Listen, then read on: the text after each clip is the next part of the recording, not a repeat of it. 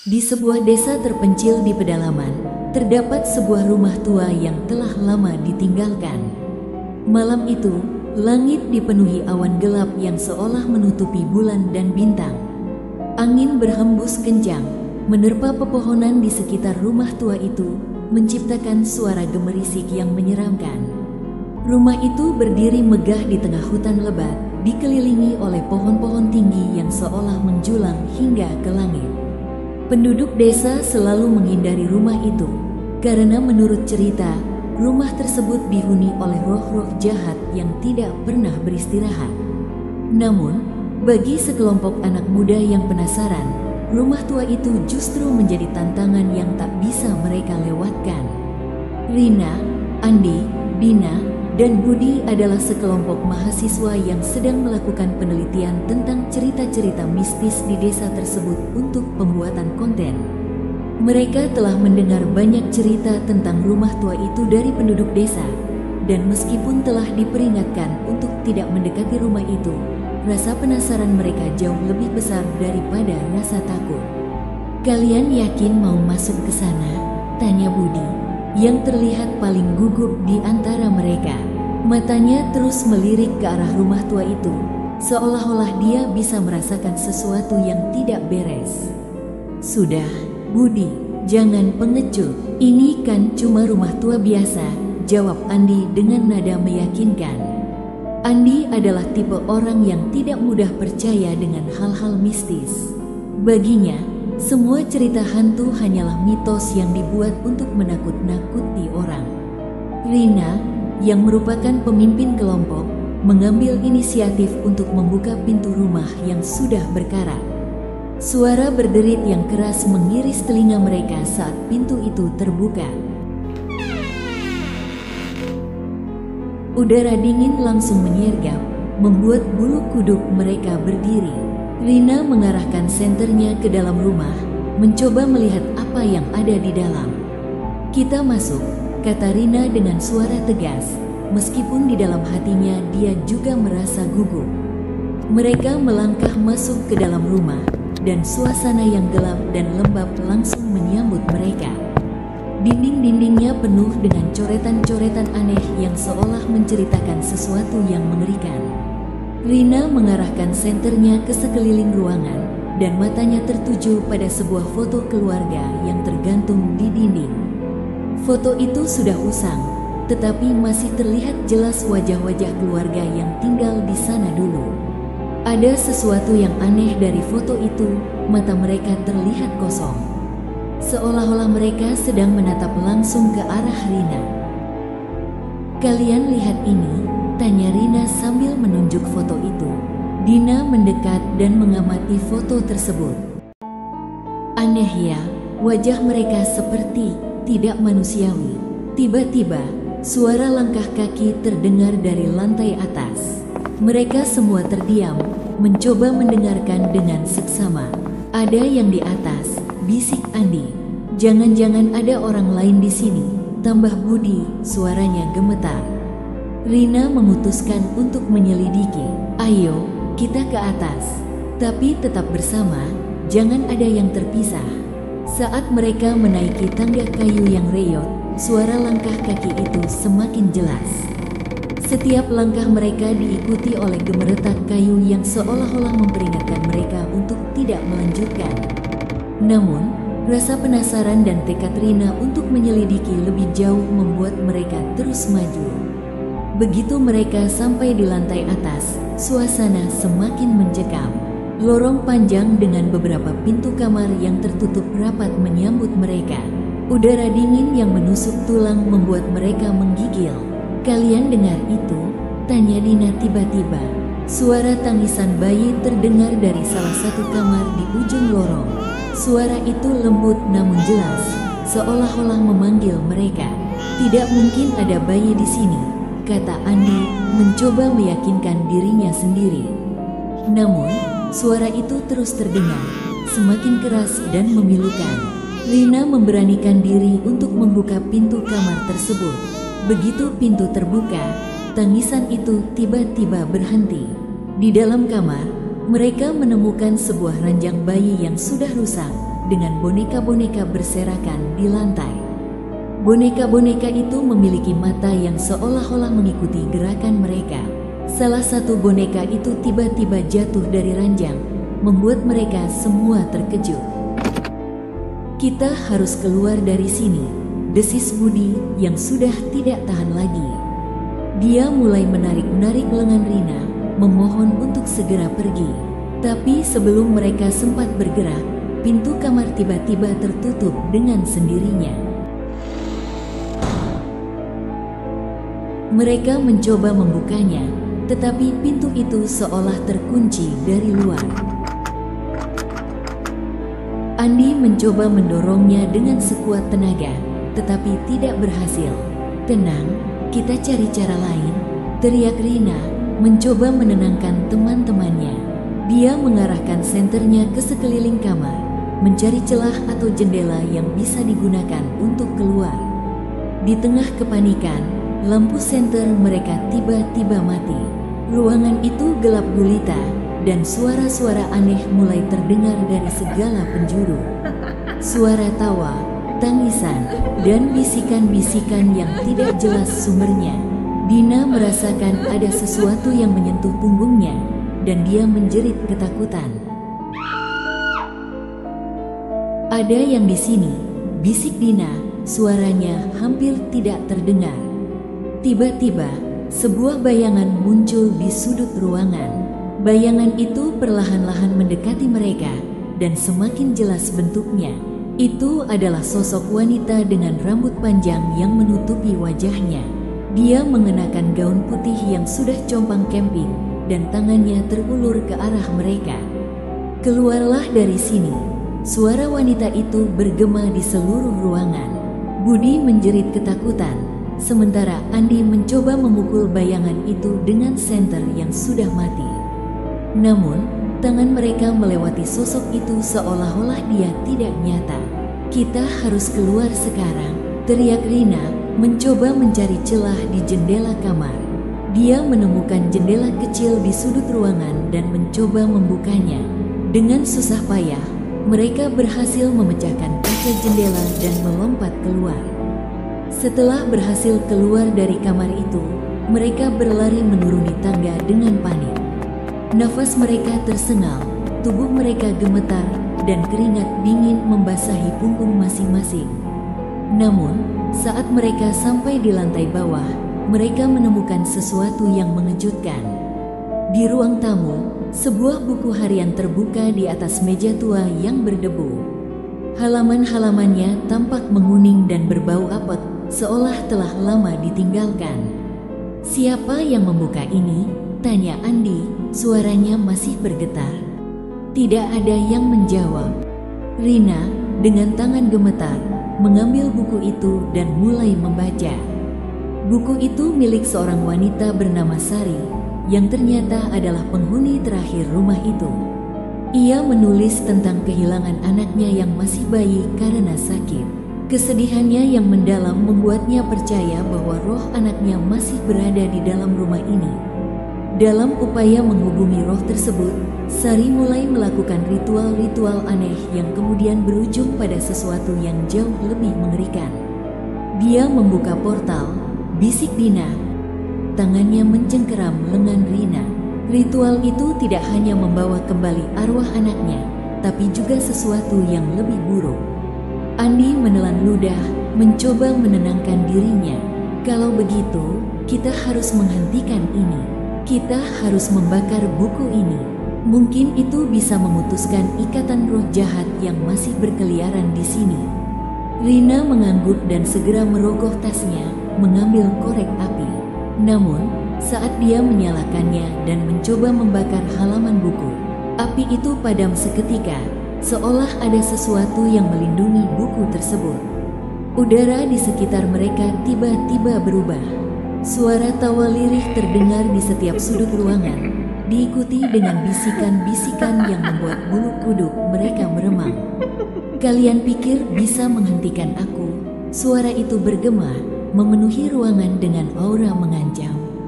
Lampu-lampu gantung di langit-langit mulai bergoyang, dan benda-benda di sekitar mereka bergerak sendiri. Budi, yang sudah berada di ambang ketakutan, mencoba merobek halaman buku tersebut. Namun, begitu tangannya menyentuhnya, ia merasakan sensasi panas yang membakar kulitnya, menjatuhkan buku itu ke lantai. Rina menatapnya dengan ngeri. Ini bukan buku biasa, kita harus menemukan cara lain. Mungkin ada sesuatu di rumah ini yang bisa membantu kita. Mereka mulai mencari petunjuk lebih lanjut. Lorong demi lorong mereka jelajahi dengan hati-hati. Namun, langkah mereka selalu diiringi oleh suara langkah lain yang mengikuti dari belakang. Setiap kali mereka menoleh, mereka hanya menemukan kegelapan yang menelan pandangan mereka. Setelah beberapa saat, mereka menemukan sebuah ruangan kecil di belakang dapur yang terlihat berbeda dari ruangan lainnya. Pintu kayunya tampak lebih baru dibandingkan bagian rumah lainnya, seolah baru saja diganti. Rina ragu sejenak sebelum mendorong pintu itu perlahan. Di dalamnya, mereka menemukan sesuatu yang lebih mengerikan. Ruangan itu penuh dengan benda-benda ritual, lilin yang telah meleleh, simbol-simbol aneh yang tergambar di lantai, serta sebuah cermin besar yang tampak retak di beberapa bagiannya. Dina menunjuk sesuatu di sudut ruangan. Lihat, ada sesuatu di sana. Mereka mendekat dan menemukan boneka tua dengan mata hitam yang kosong. Boneka itu tampak serupa dengan yang mereka lihat di kamar lantai atas. Hanya saja kali ini, ada sesuatu yang lebih menyeramkan. Bibir boneka itu tampak bergerak sendiri, dan dari dalamnya terdengar suara lirih menyerupai bisikan.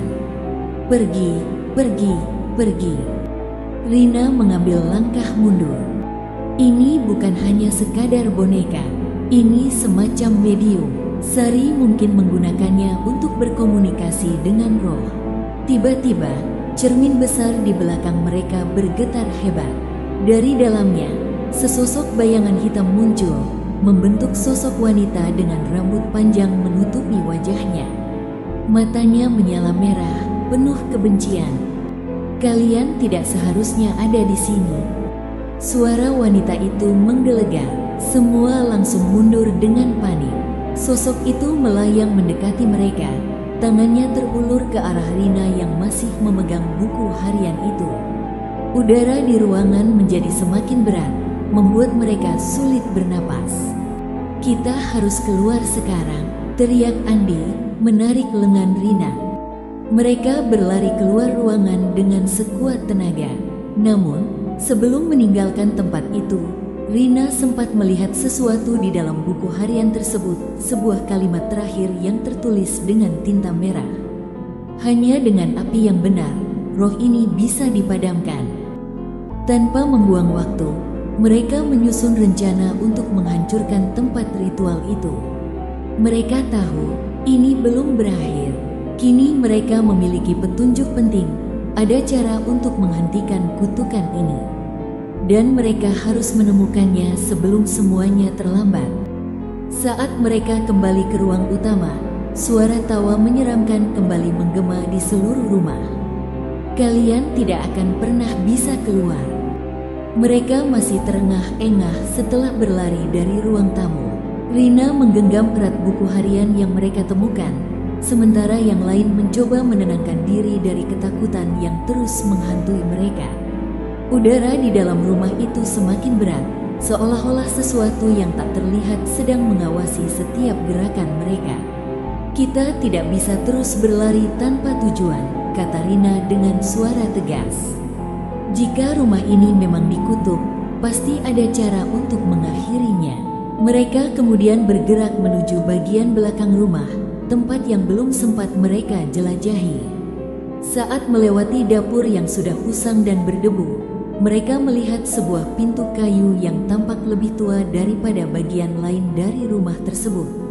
Ada goresan-goresan aneh di permukaannya, seperti simbol atau mantra yang diukir dengan paksa.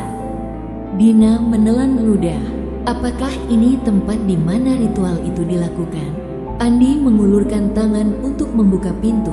Namun sebelum dia sempat menyentuhnya, suara jeritan nyaring memenuhi ruangan. Mereka semua terperanjat dan mundur selangkah. Tanpa peringatan, pintu itu terbuka sendiri dengan gerakan lambat yang berderit menakutkan.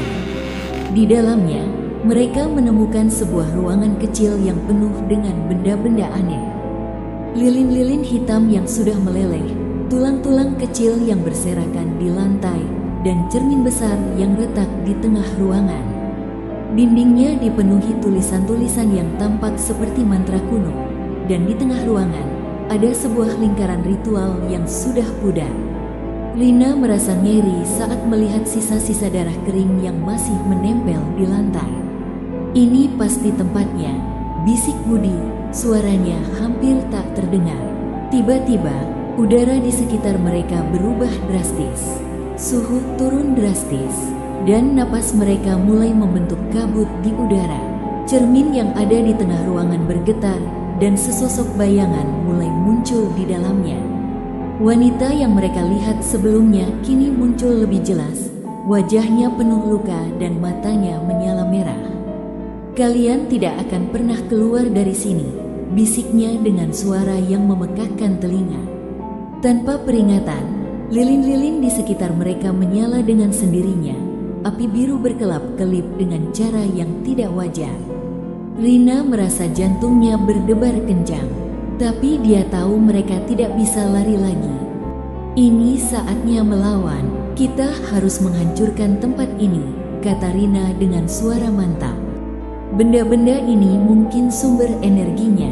Jika kita menghancurkannya, mungkin dia akan melemah." Andi mengambil batu bata dari lantai dan melemparkannya ke cermin besar. Letakan di cermin semakin besar, dan wanita itu menjerit kesakitan. Dina dengan cepat menyapu lilin-lilin yang menyala, mencoba memadamkan api dengan kaki gemetar. Namun, semakin mereka berusaha, semakin kuat kekuatan jahat itu terasa.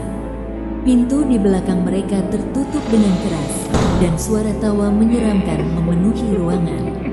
Bayangan wanita itu keluar dari cermin, kini lebih nyata dari sebelumnya. Dia mengulurkan tangan ke arah mereka, dan seketika itu juga, tubuh mereka terasa berat, seolah ada sesuatu yang menahan mereka di tempat. "Aku tidak akan membiarkan kalian merusak apa yang telah kubangun," kata wanita itu dengan suara bergaung. Rina menggenggam buku harian yang masih ada di tangannya. Dia menyadari bahwa jawaban untuk mengalahkan roh ini mungkin ada di dalamnya. Dengan cepat, dia membuka halaman terakhir dan membacakan tulisan yang ada di sana dengan suara lantang. "Ritual ini harus dihentikan dengan api. Bakar akar kejahatan, maka roh akan terbebas." Rina segera melihat sekeliling. Di sudut ruangan, ada kain tua yang bisa digunakan sebagai bahan bakar. Dia merobeknya, menuangkan sedikit minyak dari botol usang yang mereka temukan di dapur, lalu menyalakan korek api. Begitu api menyala dan mengenai benda-benda di dalam ruangan, suara jeritan menggema begitu keras hingga membuat mereka harus menutup telinga. Sosok wanita itu mulai menghilang perlahan, tubuhnya seperti terbakar dari dalam. Rumah itu mulai bergetar, seolah akan runtuh kapan saja. "Cepat keluar!" teriak Andi. Mereka semua berlari secepat mungkin ke pintu belakang. Saat mereka berhasil keluar, kobaran api sudah menyelimuti sebagian besar rumah. Sosok wanita itu masih terlihat di balik jendela, menatap mereka dengan tatapan penuh kebencian.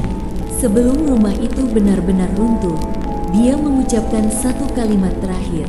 Suaranya bagai angin yang berbisik, "Kalian tidak akan pernah aman." Dan kemudian, rumah itu runtuh dalam kobaran api. Mereka berdiri di luar, masih gemetar dan terengah-engah. Rumah itu kini hanyalah reruntuhan yang dipenuhi asap hitam. Namun, meskipun rumah itu sudah lenyap, mereka masih merasakan sesuatu yang mengawasi dari kegelapan. "Apakah sudah benar-benar berakhir?" tanya Dina dengan suara pelan. Rina tidak langsung menjawab. Dia masih memegang buku harian itu, dan saat dia membalik halaman terakhir, ada sesuatu yang membuat darahnya membeku. Sebuah kalimat tertulis di sana, seolah baru saja muncul. Ini baru permulaan. Keesokan harinya, kabar tentang rumah tua yang terbakar menyebar dengan cepat di desa. Penduduk setempat berkerumun di sekitar puing-puing yang masih mengepulkan asap, berbisik-bisik penuh tanda tanya. Tak ada yang tahu bagaimana kebakaran itu bisa terjadi. Beberapa orang beranggapan bahwa itu adalah hukuman dari leluhur, sementara yang lain merasa lega karena rumah angker itu akhirnya lenyap. Namun, bagi Rina dan teman-temannya, kisah itu belum berakhir. Sejak malam mengerikan di rumah tua tersebut, mereka merasa ada sesuatu yang terus mengawasi mereka. Bayangan di sudut mata yang menghilang saat mereka menoleh, bisikan samar saat mereka sendirian, serta mimpi buruk yang terus berulang setiap malam. Malam itu, Rina terbangun dengan napas terengah-engah. Di dalam mimpinya, ia kembali berada di ruangan ritual yang hangus terbakar. Namun kali ini tidak ada teman-temannya. Sosok wanita yang menghantui mereka sebelumnya berdiri di depannya, lebih jelas dari sebelumnya. Kulitnya pucat seperti mayat, matanya yang berwarna merah darah menatap tajam. "Ini baru permulaan," bisiknya. Seketika, tangan dingin mencengkeram leher Rina. Ia berusaha berteriak, tapi tak ada suara yang keluar. Napasnya semakin sesak, tubuhnya kaku, tak bisa bergerak. Tepat saat ia merasa akan kehilangan kesadaran, ia terbangun dengan keringat membasahi wajahnya. Dadanya naik turun dengan cepat, dan ia bisa merasakan jantungnya berdebar tak terkendali. Ia menoleh ke samping, melihat jam di meja yang menunjukkan pukul 3:15 dini hari. Kamar itu terasa lebih dingin dari biasanya. Jendela tertutup rapat, tetapi ada hembusan angin aneh yang menerpa kulitnya. Lalu, sesuatu membuat darahnya membeku. Di cermin yang menggantung di dinding kamarnya, ada tulisan samar yang perlahan muncul seolah digores oleh tangan tak terlihat. "Jangan pikir kau bisa lari." Esoknya, Rina menemui teman-temannya. Mereka duduk di sebuah kafe kecil di kota, masing-masing dengan wajah lelah dan kantung mata yang jelas terlihat. "Aku juga mengalami mimpi itu," kata Dina pelan. "Dia ada di sana, menatapku dari kegelapan. Aku bahkan bisa mendengar napasnya." Budi mengangguk, tangannya sedikit gemetar saat ia meraih cangkir kopinya.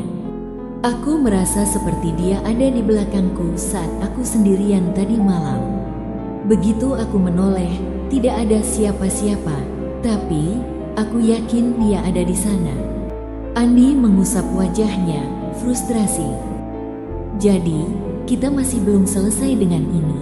Aku pikir semuanya sudah berakhir setelah rumah itu terbakar." Rina mengeluarkan buku harian yang masih ia simpan. "Aku membaca lebih lanjut tentang rumah itu dan keluarga yang tinggal di sana. Ada satu hal yang belum kita ketahui." Ia membuka halaman terakhir yang sempat ia baca. Sari, wanita yang melakukan ritual itu, bukan hanya ingin memanggil arwah anaknya. Ritualnya gagal dan justru membuka portal ke dunia lain. Roh-roh yang masuk melalui portal itu tidak pernah kembali, dan mereka masih berkeliaran. Kita hanya menghancurkan rumahnya, tapi bukan portalnya. Semua terdiam. Udara di antara mereka terasa berat. "Jadi, maksudmu kita harus kembali ke sana?" tanya Dina dengan suara nyaris berbisik. "Kita harus menutup portal itu. Jika tidak, kita akan dihantui selamanya." "Kamu gila, kita hampir mati di sana," Budi memprotes. "Aku tahu, Budi," Rina membalas dengan suara tegas. "Tapi jika kita tidak melakukannya, kita tidak akan pernah tenang. Ini bukan hanya tentang kita. Jika portal itu tetap terbuka, siapa tahu berapa banyak orang lain yang akan terjebak dalam kengerian ini." Andi menghela napas panjang. "Jadi, bagaimana kita bisa menutup portal itu?" Rina mengeluarkan beberapa lembar kertas berisi catatan yang ia temukan dalam penelitiannya. Ada ritual lain untuk menutupnya, tapi kita butuh sesuatu yang dulu digunakan dalam ritual pertama kali, sesuatu yang masih ada di lokasi rumah itu. Dina menggigit bibirnya. Rumahnya sudah terbakar. Bagaimana jika benda itu juga ikut musnah? Ada satu tempat yang belum kita periksa dengan teliti. Rina menatap mereka satu persatu. Ruang bawah tanah. Malam itu, mereka kembali ke lokasi rumah tua.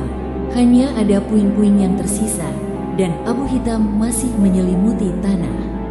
Meskipun rumah itu telah lenyap, mereka semua bisa merasakan energi gelap yang tetap bertahan di tempat itu. Mereka berjalan perlahan, menyusuri reruntuhan dengan senter yang redup. Tanah di sekitar rumah tampak seperti telah retak, seolah sesuatu terkubur di bawahnya. Rina mengarahkan senternya ke suatu titik di sudut, tempat sebuah pintu perangkap tua masih tertutup setengah terkubur dalam tanah.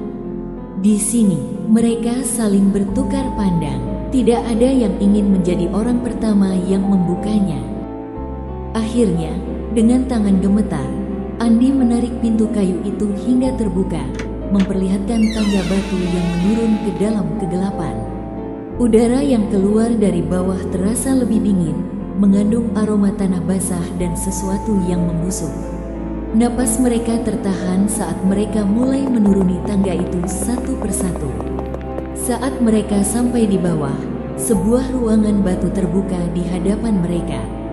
Di tengah ruangan itu, terdapat sebuah altar tua yang penuh dengan ukiran aneh. Di atasnya, ada sebuah kotak kayu hitam yang tampak tak tersentuh oleh api. "Itu dia," bisik Rina. Namun, sebelum mereka bisa mendekat, sesuatu berubah. Dinding ruangan seolah bergerak dan bayangan mulai merayap keluar dari kegelapan. Suara tawa yang menyeramkan menggema di seluruh ruangan. "Kalian pikir bisa menghentikanku?" Suara wanita itu bergaung, kini lebih kuat dari sebelumnya. Bayangannya melayang ke arah mereka. Tubuhnya kini tak lagi terlihat seperti manusia. Mata merahnya menyala dan cakarnya terulur ke arah mereka. Rina menggenggam buku harian erat-erat. "Ambil kotaknya, kita harus menyelesaikan ini sekarang." Namun, sebelum mereka bisa bertindak, kegelapan menyelimuti mereka semua. Dingin menusuk tulang, udara terasa berat, seolah ditelan oleh kekosongan yang tidak terlihat. Rina membuka matanya, tetapi yang ada hanyalah kegelapan pekat di sekelilingnya. Ia mencoba menggerakkan tubuhnya, namun terasa seperti ada sesuatu yang menahannya. "Dina, Budi, Andi," suaranya terdengar bergetar dalam keheningan. Lalu, samar-samar ia mendengar suara napas. Bukan napasnya sendiri, tetapi sesuatu yang lain, mengerikan dan dekat. Napas itu terdengar semakin mendekat. Rina berusaha meraih senter di sakunya, tangannya gemetar. Namun, sebelum ia sempat menyalakannya, sesuatu menyentuh bahunya, dingin, kasar. Seperti tangan yang telah membusuk. Ia menjerit dan melompat mundur, lalu senter di tangannya akhirnya menyala. Cahaya kuning redup menyibak kegelapan, dan di depan matanya, sesuatu berdiri. Sosok wanita itu kini lebih mengerikan daripada yang pernah mereka lihat sebelumnya. Kulitnya hitam hangus, matanya yang merah bersinar seperti bara, dan mulutnya menyeringai lebar, memperlihatkan deretan gigi tajam. "Kau tidak bisa pergi," suaranya bergema di seluruh ruangan. Rina mundur, tetapi kakinya tersandung sesuatu. Ia terjatuh ke tanah, tepat di samping tubuh Dina yang terbaring tak bergerak. "Dina!" Rina mengguncangnya. Dina membuka matanya perlahan, lalu terbatuk. "Apa yang terjadi?" Sebelum Rina sempat menjawab, terdengar jeritan dari seberang ruangan. Itu suara Budi. Ia melihat ke arah asal suara dan menemukan Budi serta Andi terjebak di sudut ruangan. Bayangan-bayangan hitam merayap di sekitar mereka, seperti tangan tak terlihat yang berusaha menarik mereka ke dalam kegelapan. Kita harus keluar dari sini, teriak Andi, berusaha mengusir bayangan dengan kibasan tangannya. Namun, bayangan itu semakin mendekat, menjerat tubuh mereka perlahan. Rina menoleh ke altar di tengah ruangan. Kotak kayu hitam itu masih ada di sana, memancarkan aura mengerikan. Ia teringat pada catatan yang dibacanya, hanya dengan menghancurkan kotak itu, portal akan tertutup. Ia merangkak dengan cepat, mengabaikan suara tawa mengerikan yang kini memenuhi seluruh ruangan. Tangannya gemetar saat menyentuh kotak itu, dan seketika rasa dingin menjalari lengannya. Wanita itu berteriak marah, "Jangan berani-berani!" Bayangan hitam melesat ke arah Rina, tetapi ia tak peduli. Dengan sekuat tenaga, ia mengangkat kotak itu dan melemparkannya ke lantai. Kotak itu pecah berkeping-keping, dan dari dalamnya, kabut hitam pekat menyembur keluar, melolong seperti ribuan suara yang tersiksa. Ruangan mulai bergetar hebat, dinding-dindingnya retak, dan udara dipenuhi jeritan yang tak tertahankan. Wanita itu menjerit, tubuhnya bergetar, kemudian mulai menghilang, larut ke dalam pusaran bayangan yang tersedot ke dalam tanah. "Tidak, aku belum selesai." Suara itu memudar, hingga akhirnya hanya keheningan yang tersisa. Rina terjatuh ke tanah, terengah-engah. Dina, Budi, dan Andi juga terbaring di lantai. Napas mereka tersengal, mata mereka terbelalak ketakutan. Perlahan, kegelapan yang menyelimuti ruangan itu mulai menghilang. Mereka kini bisa melihat cahaya bulan samar masuk dari celah-celah reruntuhan di atas mereka. Andi tersentak bangun, menatap sekeliling. "Apa, sudah berakhir?" Rina mengangguk, meskipun hatinya masih dipenuhi ketakutan. Ya, sepertinya portal itu sudah tertutup. Mereka saling menatap, masih sulit percaya bahwa mereka selamat. Namun, sebelum mereka bisa merasa lega sepenuhnya, terdengar bisikan terakhir yang datang entah dari mana, suara yang begitu pelan, tetapi cukup jelas untuk membuat bulu kuduk mereka berdiri. "Aku akan kembali." Mereka berjalan terlatih keluar dari ruang bawah tanah. Napas masih tersengal, tubuh gemetar karena ketakutan dan kelelahan. Saat mereka akhirnya mencapai permukaan, langit malam menyambut dengan keheningan yang terasa lebih mencekam dari biasanya. Puing-puing rumah tua itu kini tampak lebih menyeramkan daripada sebelumnya, seolah menjadi saksi bisu dari apa yang baru saja terjadi. Api mungkin telah membakar bangunannya, tetapi rahasia kelam yang tersembunyi di bawahnya tidak mudah lenyap begitu saja. Rina menatap ke belakang sekali lagi. Meski portal telah ditutup dan suara wanita itu telah menghilang, ada sesuatu yang masih mengganjal di hatinya, sebuah perasaan bahwa semua ini belum benar-benar berakhir. "Kita sudah menutupnya, kan?" tanya Dina dengan suara pelan, seolah tak yakin dengan apa yang baru saja mereka lakukan. "Ya," jawab Rina, meski suaranya terdengar ragu.